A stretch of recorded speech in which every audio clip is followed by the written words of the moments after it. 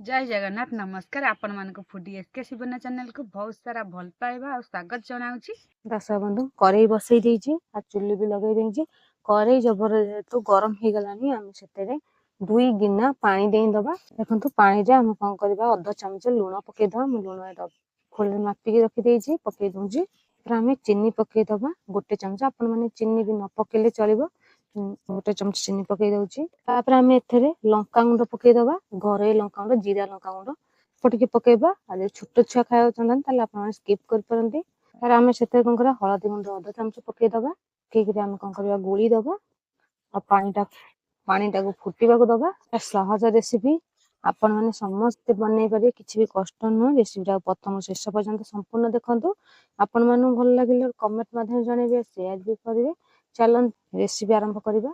देखंतु फुटिलानी जेहेतु आमे सेते कोन करबा आपण माने तेल किंबा घी जहाँ भी पके पान तेल गोटे चमच पके दबा। बंधु फुटलान जेदु आमे कोन करबा चावल चूना अल्प टिके टिके एमति पकेबा। अल्प टिके टिके पकेगी एमति अल्प जंतीबा। आपण माने गोटा हाथ पकेबा गोटा हाथ जंतीबे जे मुंडा न हबो सेमति अल्प आपण माने छिंची छिंची एमति पकेबे जेमति जे मुंडा न रहिबो। एमति हम सब गोटे गिना में अरुआ चूना नै जे एमति अल्प पकेबा। अल्प के एमति जंतीबा।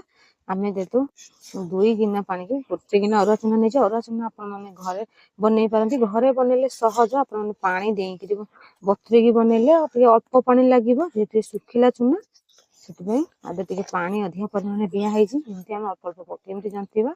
दर्शक बंधु देखंतु एमति जंतीबा करे जेति छाड़ीबा आरंभ करबा आपण माने जे सस्ता हेई गलानी। हम एमति चारि कर जागा जो लागिछि एमति भले के छड़ेई दबा।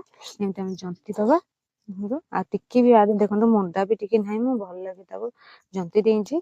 आ जदि मुंडा थबा आपण माने ठंडा हेई साला परे गरम पानी रे जंती ताको चक्कर देले मुंडा अंश भी सब भांगी जिवो। एमति देखंतु हेई गलानी। आमे कोन करा गोटे पात्र को बाहर कर दबा। गोटे थाली की बाहर कर दबा अल्प टिके ठंडा हवा दबा। एते ठंडा बनेबानी देखंतु ठंडा हेला जंती अल्प टिके उष्म अछि।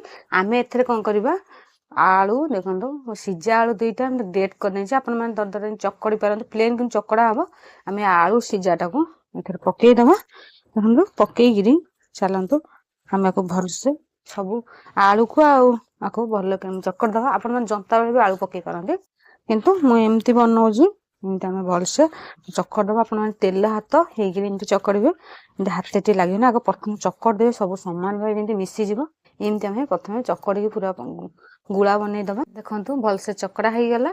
आमे कोन करबा तेल हाथ हे गिरी आमे जेमति गुळा बनाए ना सेमति आमे गुळा बनै दबा। गोल कर दबा जेमति आमे रुटी बेला गोल बनाओ सेमति। देखंतु टिके खदरंस नै पूरा प्लेन कर भी चक्कड़ा हेई जाईछि। एमति आपण माने चक्कड़ी परिबे सहज उपाय रे। एमति आमे गोल कर दबा प्रथम तो बेलना पेड़ी आ काठी रे अल्प पटे एमति तेल लगेई दबा। आपण माने चूना पके की बेल पांते किंतु आमे तेल लगेई गिरी एमति बेली दबा। हमें बेलना काठे भीतर एमति तेल लगेई दबा। तापर आमे गोटे गुळा नै जिबा एमति गुळा नै गिरी हमें एमति बेली दबा जेमति रुटी बेला है ना हमें सेमति बेलीबा। देखंतु बेला हेई गला। आमे कोन करा जेत कर जाक एमति फाटला फाटला है आमे गोटे ग्लास किंबा आपण गिना जे कोन से साइज बना चाहती से अनुसार आमे एमति ग्लास रे गोल बनै दबा। देखंतु गोल हेई गला। आमे कोन करा एमति कर जाक छड़ेई दबा। ए भी फोपड़िया भी आवश्यक नै ये भी हमर दरकार रे आसीबो। आमे कोन करबा आको एमति देखंतु उठेई दबा। आमे एते पतला करने ना एते मोटा करने आमे एमति एते पतला करबा। सिमते आ गोटे आपण मानकरो देखौछि आपण यदि न बेलंती ताले एमति चटका कर देंती हाथ रे जेमति आमे काकरा पिठा एमति करो ना एमति आमे हाथ रे भी चकड़ा हेई जिवो। देखंतु केते नरम भी हेई जे हाथ रे एमति कलर भी से पूरा चटका हेई जाउछि। केते सहज रे बना होउछि। आपण माने समस्त एमति बनै परिबे। आपण माने अट्टा सुजी मैदा सबुतरे बनउछन्ती थरे चावल चूना रे बनांतु। आ चावल चूना तो समस्त घरे भी अच्छी समस्त भी बनै परिबे। देखंतु हेई गला। तापर सेमति आमे ग्लास रे आको कोन करबा एमति कर दबा गोल कर दबा साइज रे। देखंतु केते सुंदर भाबे भी गोल हेई गला। एमति आमे कोन करबा एटा उठे दबा। देखंतु एमति आमे कोन करबा सब तक एमति बनै दबा। सहज किछि भी कष्ट न आउ जा अछि एमति बनै सिंदा समझ। देखंतु सब तक बेला हेई गला। चलंतु आमे बनेबा केते सहज रेसिपी। दर्शक बंधु देखंतु तेल गरम हेई गलानी। मु तेल भी आगुर पके देइथिली। तापर आमे कोन करबा गोटे आदरे आमे पकेबा पूरी। मु जेते चाल पूरी बनैछि आपण माने याको कोन ना देबे कमेंट माध्यम रे जणैबे। आ टिके देखंतु ଆମେ ଯେହେତୁ ଏମିତି ତେଲ ପକେଇବା, ଭାସିବା ଆରମ୍ଭ କଲେ ଆମେ ଲଉଟେଇବା, ଏତେ ଦାଗ ନ ଲାଗିଲେ ଲଉଟେଇଲେ ଭାଙ୍ଗିଯିବ, କାହିଁକି ନା ଏଠି ବହୁତ ନରମ ହେଇଛି।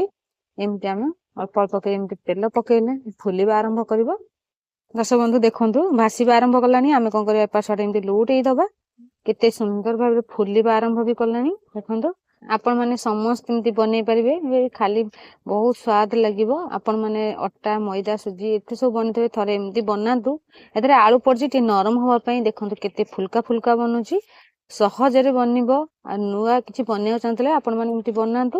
ଦେଖନ୍ତୁ ହେଇଗଲାଣି, ଆମେ ଏତେ କଡା କରି ଛାଣିବାନି, ଏମିତି ଛାଣିବା। କେତେ ଫୁଲକା ଫୁଲକା ବନେଇଛି, ଆମେ ଆକୁ ବାହାର କରିଦବା। ସେମିତି ଆଉ ଗୋଟେ ପକେଇବା, କିନ୍ତୁ ସେଇଟା ସେ ପୁରୀଟା ମୁଁ ବାହାର କରିଦେଲି। ତାପରେ ଆଉ ଗୋଟେ ସେମିତି ପକେଇବା, ସେମିତି ତେଲ ଆଉ ଉପରେ ଏମିତି ପକେଇବା। ତେଲ ପକେଇଲେ ଭାସିବା ଆରମ୍ଭ ଯେତେବେଳେ କରିବ, ଆମେ କଣ କରିବା ଲଉଟେଇବା। ପ୍ରଥମେ ଲଉଟେଇବାନି, କାହିଁକିନା ଭାଙ୍ଗିଯିବ, ବହୁତ ନରମ ବି ହେଇଛି। ଆଉ ଆପଣ ମାନେ ଏମିତି ବନେଇକି 2 ଦିନ ରଖିଲେ ବି ସେ ସେମିତି ନରମ ରହିବ, ଆଉ ଖାଇବାକୁ ବହୁତ ସୁଆଦିଆ ଲାଗିବ। ନୂଆ ରେସିପି, ଆପଣ ମାନେ ରେସିପି ଟାକୁ ଥରେ ବନାନ୍ତୁ ଘରେ, କେମିତି ଲାଗିଲା ଗୋଟେ କମେଣ୍ଟ ମାଧ୍ୟମରେ ଜଣେଇବେ। ଛୋଟ ଠାରୁ ବଡ ପର୍ଯ୍ୟନ୍ତ ସମସ୍ତଙ୍କୁ ଭଲ ଲାଗିବ, ମୁଁ ଆଶା କରୁଛି। ଦେଖନ୍ତୁ ଏମିତି ତେଲ ପକେଇବା, ତେଲ ପକେଇଲେ କଣ ନା ଫୁଲିବା ଆରମ୍ଭ କରିବା। ଆମେ ଜାଳ ଟିକେ ଦବା, ଜାଳ ଟିକେ ଜୋର ଦବା। ତାପରେ ଯେତେବେଳେ ଫୁଲିବା ଆରମ୍ଭ ଫୁଲିବ, ସେତେବେଳେ ଆମେ ଜାଳ ଟିକେ କମେଇ ଦବା। ଦେଖନ୍ତୁ ଏମିତି ଭାସିବା ଆରମ୍ଭ କଲାଣି, ଆମେ ଦେଖନ୍ତୁ ଏମିତି ଲଉଟେଇ ଦବା। ଏମିତି ସେମିତି ତେଲ ଏମିତି ପକେଇବା, ଏତେ ସହଜରେ ବନୁଛି। ଦେଖନ୍ତୁ ଆପଣ ମାନେ ସମସ୍ତେ ବନେଇ ପାରିବେ। ଏମିତି ଆମେ ତେଲ ପକେଇଦବା, ମୁଁ ଆପଣ ଦେଖନ୍ତୁ କେମିତି ଫୁଲୁଛି। ଆମେ ଆଉ ଟିକେ ଏପଟ ସେପଟ ଲଉଟେଇ ଦବା। ମୁଁ କହିବି ନା ନେଇଯିବୁ ଜନ୍ତା ପୁରୀ, ଜନ୍ତିକି ମୁଁ ଯଦି ପୁରୀ ବନେଇଛି, ଆପଣ ମାନେ ଚକଟିକି ବନଉଥିବେ, ମୁଁ ସେଠି ଜନ୍ତିକି ବନେଇଛି। ଆମେ ଏମିତି ବାହାର କରିଦବା। ଦେଖନ୍ତୁ କେତେ ଫୁଲିଛି ଆଉ କେତେ ସୁନ୍ଦର ଦେଖା ଯାଉଛି। ଆମେ ଏମିତି ଆଉ ଯାହା ଅଛି ଏମିତି ସବୁ ତକ ଫୁଲକା ଫୁଲକା ଏମିତି ଆମେ ଛାଣିଦବା। କେତେ ସହଜରେ ବନୁଛି। ଦର୍ଶକ ବନ୍ଧୁ ଆପଣ ମାନଙ୍କ ପାଇଁ ରେଡି ହେଇଗଲା ସ୍ଵାଦିଷ୍ଟ ପୁରୀ। ଆଉ ପୁରୀର ସ୍ୱାଦ ଆପଣ ଲୁଣି, ମିଠା, ରାଗ ସବୁ ଟାଇପର ପାଇବେ। ଆପଣ ମାନେ ଏମିତି ବନାନ୍ତୁ, ରେସିପିଟାକୁ ପ୍ରଥମ ଶେଷ ପର୍ଯ୍ୟନ୍ତ ଦେଖନ୍ତୁ। ପୁରୀଟା କେତେ ନରମ ହେଇଛି, ଆପଣ ମାନେ ଦେଖୁ ଦେଖୁ ଜାଣିପାରୁଥିବେ, ଧର ଧର ଭାଙ୍ଗି ଯାଉଛି। କେତେ ସହଜ ଉପରେ ବନା ହେଇଛି। ଆପଣ ମାନେ ସମସ୍ତେ ଏମିତି ବନେଇ ପାରିବେ, ଯେ କଷ୍ଟ ନୁହଁ, ଯେକୌଣସି ଶାଖା ଲଗେଇ ବି ଖାଇପାରିବେ। ଆପଣ ମାନଙ୍କୁ ମୋ ରେସିପିଟା କେମିତି ଲାଗିଲା ଗୋଟେ କମେଣ୍ଟ ମାଧ୍ୟମରେ ଜଣାଇବେ। ଆପଣ ମାନଙ୍କ ଭଲ ପାଇବା ଆଶୀର୍ବାଦ ଦେଲେ ମୁଁ ଏମିତି ଆପଣ ମାନଙ୍କ ପାଇଁ ନୂଆ ନୂଆ ପୁରୀ ନେଇକି ଆସିବି। ବର୍ତ୍ତମାନ ରହୁଛି। ଜୟ ଜଗନ୍ନାଥ, ନମସ୍କାର, ଧନ୍ୟବାଦ।